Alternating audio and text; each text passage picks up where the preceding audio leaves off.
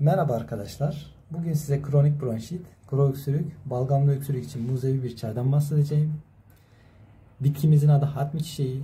Gördüğünüz gibi yeşil, taze olmasına özen gösterelim ve dikkat edelim.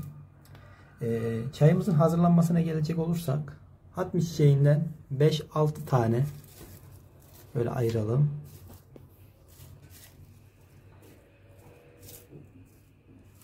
...5-6 tane uygun bir kaba ya da bardağa alıyoruz.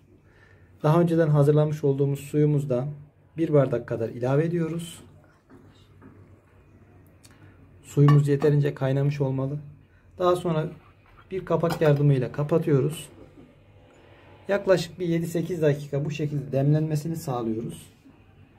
1-2 defa çay kaşığıyla karıştırdığımız dakika daha iyi demlenmesini sağlarız. Hatmi çiçeğimizin çayının faydasına gelecek olursak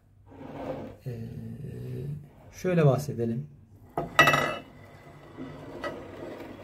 Göğüs yumuşatıcı, tahriş edici bütün rahatsızlıkları önler. Düzenli kullanımdan itibaren 3. günden itibaren etkisini görebilirsiniz. Bir anda etkisini göstermez. İlaçlarda dahi aynı gün etkisini göstermediği gibi.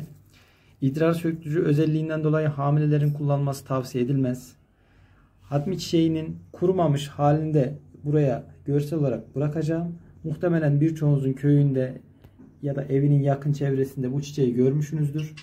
Bu çiçekten kendiniz de isterseniz kurutup kullanabilirsiniz. Ben kendime bu şekilde hazırladım. Kendi köyümden topladım. Bu şekilde muhafaza ettim. Alerjen bir durum yoksa çocuklarda özellikle geçmeyen öksürükte mutlaka sütle kullanılması tavsiye edilir. Ama yine de doktorunuzdan ciddi rahatsızlıklar olanlar doktorunuzdan kendi tavsiyenize göre hazırlayıp kullanabilirsiniz. Gastrit, reflü, hazımsızlık gibi mide rahatsızlıklarına kesinlikle iyi gelir ve şifa kaynağıdır. İlk 15 gün düzenli olarak kullanabilirsiniz.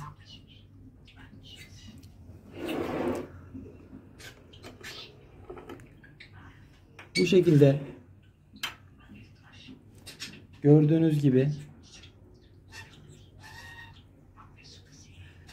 suyun rengi dikkatli görülürse rengi artık çiçeklerin özüyle karışıyor.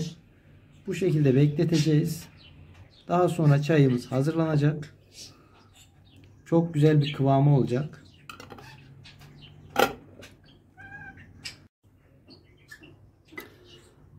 Evet arkadaşlar, hazır olan çayımızı süzgeç yardımıyla bardağımıza alıyoruz. Bu şekilde. Arkadaşlar, çayımız böyle acı bir çay değil. Gayet tatlı. Çocukların rahatlıkla içebileceği bir çay. Ama isterseniz bir çay kaşığı bal da ilave edebilirsiniz. Çocuklarınızın daha rahat içmesini istiyorsanız. Alerjen bir durum yoksa daha önce bahsettiğim gibi çocuklarınıza sütle de bunu verebilirsiniz. Ancak alerjen bir durum varsa kesinlikle süt vermiyorsunuz. Geçmeyen inatçı öksürükler, kronik bronşit rahatsızlıkları mutlaka bunların tedavisinde etkili ve çok güzel bir çaydır. Benim kendi çocuğumda da hatta bu tür bir kronik bronşit astım derecesine varıncaya kadar bir rahatsızlığı vardı. Birçok doktorların vermiş olduğu ilaçları kullandık. Ancak ilaçları kullandığımızda bir miktar rahatsızlığı geçiyor. Ancak daha sonradan tekrar nüksediyordu. Kendim araştırdım. Bu çayın etkili olduğunu, faydasını buldum.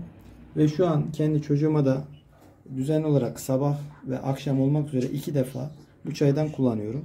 Yalnız benim çocuğumda alerji durumu olduğu için süt kesinlikle kullanmıyorum. Hamile bayanların da kullanılması zaten tavsiye edilmiyor. Bu şekilde tüketmenizi istiyorum. Teşekkürler. Arkadaşlar, kanalımda bu tarz bitkisel içerikler paylaşmaya devam edeceğim. Abone olmanızı bekliyorum. Teşekkür ederim.